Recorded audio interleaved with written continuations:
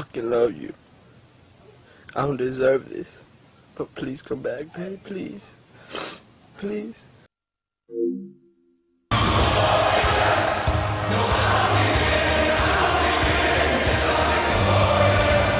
For a console that had approximately 2,469 games developed for it, you would have to have Rain Man levels of memory to be able to list all of the PlayStation 2 releases. It's no surprise then that 2 PlayStation consoles later, and the last game ever made for it, Pro Evolution Soccer 2014, releasing not all that long ago, people's memories of the console are a little faded considering its long lifespan. Tearing off Christmas wrapping to find a PlayStation 2 waiting for me is one of the memories that will linger in my mind for many years to come. And so too will my joy at playing the games that came with it. Jak and Daxter, the Precursor Legacy, and Ready to Rumble Boxing, Round 2. After sticking with my eventually wheezy and downtrodden PS2 for the better part of a decade, it's understandable that some of the games I played for it became a little bit of a blur, but I'll never forget the platforming goodness of Jak and Daxter or the goofy punching of Ready to Rumble. With that in mind, I tracked down a wizard who would help me unlock the depths of my memory, finding games for the PlayStation 2 I had completely forgotten about. Hello people, my name is Jimmy, and here are 10 of the best forgotten PlayStation 2 games that might give you a serious case of the nostalgias. Did I forget any? Of course I did, drop a comment below.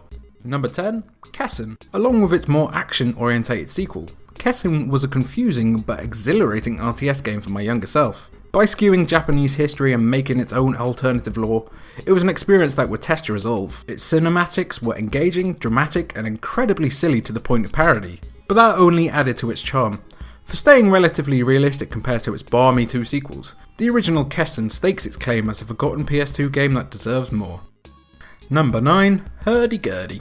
Many games have tried something similar to greater effect in recent years, which just goes to show that HERDY was ahead of its time, but not exactly groundbreaking.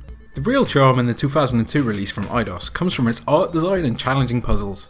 It paved the way for a cavalcade of farming sims, but sadly never really had the attention it deserved as it was released during the PS2's infancy and was lost in a sea of Dreamcast ports. Number 8, Dark Chronicle. Even though it still has a fairly devoted cult following to this day, most casual gamers' reaction when you mention Dark Chronicle will be that of confusion before asking you if it's a novelization of Dark Souls? Surpassing the dungeon-dwelling restrictions of its predecessor, Dark Cloud, to create a far more open experience, Chronicle sees you build villages and fight monsters with some of the most accomplished graphics you can fit on a PS2 disc. When a game that's 13 years old can more than hold its own against the depth found in most modern sandbox adventures, you know you might be onto a good thing. Number 7, Ghost Hunter.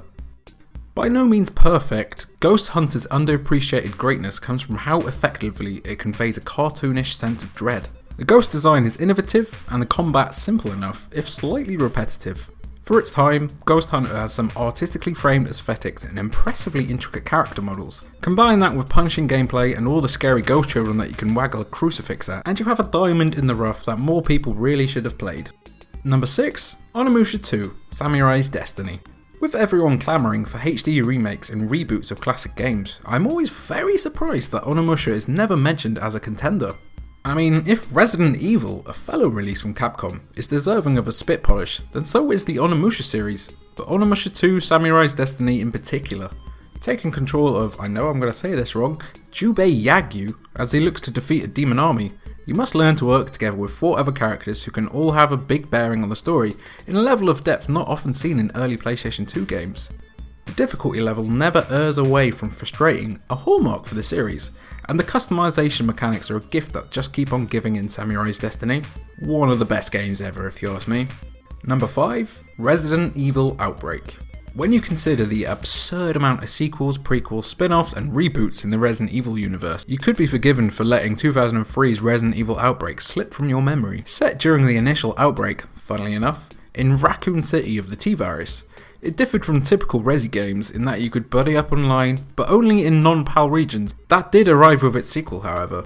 It loosened up some of the infamous rigidity in controls found in Resi games up to that point, and created a community that still played it online until the Japanese servers were closed in 2011.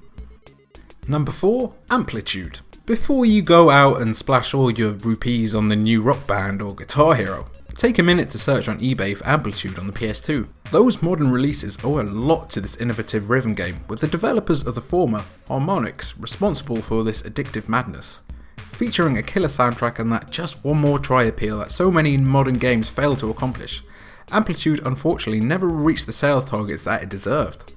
It was recently reimagined for the current generation, but I don't think it's done too well, which is a crying shame. Number 3, Primal.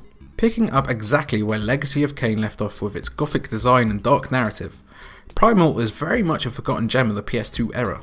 As protagonist Jen, you are tasked with uncovering what happened to your boyfriend across demonic worlds with a surly gargoyle named Scree as your only companion. As is always the way, you can transform into one of 4 demons to give yourself an advantage in battle, with your companion giving you banter throughout. Another title which might have benefited from coming out later in the life of the console with a bigger audience to attract, but it still holds up quite well after 12 years. You can actually find it on PS4 right now. Number 2, Haven, Call of the King. Even at an early age, it was easy for me to see the scale and ambition of this criminally overlooked platformer. Perhaps it was poor timing, or just that it wasn't marketed right at all, but this multi-genre piece of magic deserved a lot more than the small fanfare it received. By mixing elements of platforming, shooting, and flying a goddamn airship, Haven should have cemented itself as a classic rather than the afterthought it has sadly become. A spiritual successor would be very welcome in an age where large-scale open platformers are a rarity. It was just too ahead of its time. Number 1, iToy series. Is it a cheat to include a whole series of games centered around a peripheral on this list? Almost definitely yes.